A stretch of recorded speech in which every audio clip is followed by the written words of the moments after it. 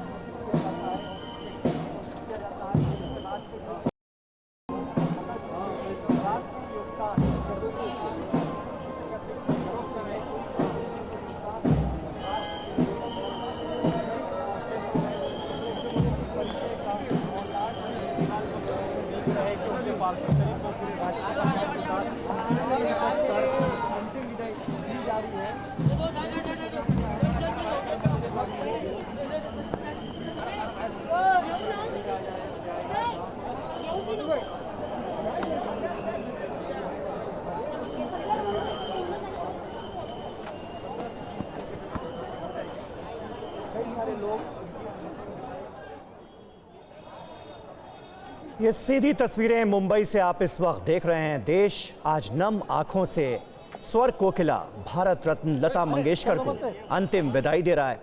आज भारत का बसंत हमेशा हमेशा के लिए रूठ गया। आज भारत ने अपना बेशकीमती रत्न खो दिया।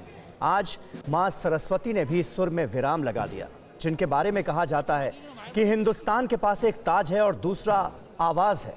वो आवाज लता दीदी की ही तो थी। ऐसी लता दीदी हमें हमेशा के लिए छोड़कर चली गई।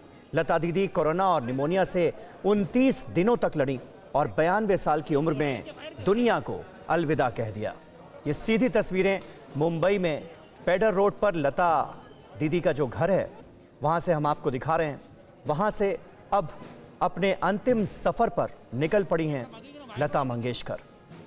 लता दीदी के पार्थिव शरीर को तिरंगे में लपेटकर इस गाड़ी में रखा गया है और अब ये काफिला शिवाजी पार्क की तरफ कूच करेगा।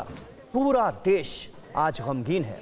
लता दीदी के निधन पर देश में राष्ट्रीय शोक का ऐलान हो चुका है। 2 दिनों तक भारत का तिरंगा झंडा आधा झुका रहेगा। अब से कुछ देर बाद प्रधानमंत्री नरेंद्र मोदी भी लता दीदी के अंतिम दर्शन करने के लिए यहां पर पहुंचेंगे और शिवाजी पार्क में शाम 6:30 बजे के करीब अंतिम संस्कार किया जाएगा। मुंबई के ब्रीच कैंडी अस्पताल से उनका पार्थिव शरीर दोपहर करीब 1 बजे प्रभु कुंज, जो कि लता दीदी का घर है पेडर रोड पर, वहां पहुंचा।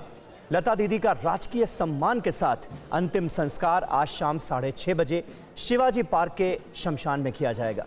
92 साल की लता जी ने 36 भाषाओं में 50,000 गाने गाए, जो किसी भी गायक के लिए एक रिकॉर्ड है। और इसीलिए ये कहा जाता था कि लता मंगेशकर सिर्फ गायिका नहीं थी, वो अपने आप में एक ट्रेनिंग स्कूल थी। और इतने गाने गाने का जो रिकॉर्ड उन्होंने बनाया, शायद ही किसी भी गायक गायिका के लिए इस रिकॉर्ड को तोड़ पाना मुमकिन हो। करीब 1000 से ज़्यादा फिल्मों में उन्होंने अपनी आवाज़ दी। 13 साल की छोटी सी उम्र से लता दीदी ने गाना शुरू कर दिया था और कामयाबी की जो मिसाल कायम की लता मंगेशकर ने, उसके बारे में कहना ही क्या। 1960 से 2000 तक एक दौर था जब लता मंगेशकर की आवाज़ के बिना फिल्में अधूरी मानी जाती थी। उनकी आवाज़ गानों के हिट होने की गारंटी हुआ करती थी। साल 2000 के बाद से उन्होंने फिल्मों में गाना कम कर दिया और कुछ चुनिंदा फिल्मों में ही गाने गाए। आजकल लता मंगेशकर गाना नहीं गा रही थी, सालों से गाना नहीं गा रही थी। पब्लिक अपीयरेंस ना के बराबर हो चुकी थी, लेकिन उसके बावजूद भी उनके होने का एहसास पूरे देश के लिए बहुत कुछ था। और आज उनके जाने के बाद जो खालीपन देश महसूस कर रहा है, देश के लोग महसूस कर रहे हैं, वो अपने आप में इसकी मिसाल है कि लता दीदी का सिर्फ होना क्या अहमियत रखता था पूरे देश के लिए, पूरी दुनिया के लिए। ये सीधी तस्वीरें आप देख रहे हैं।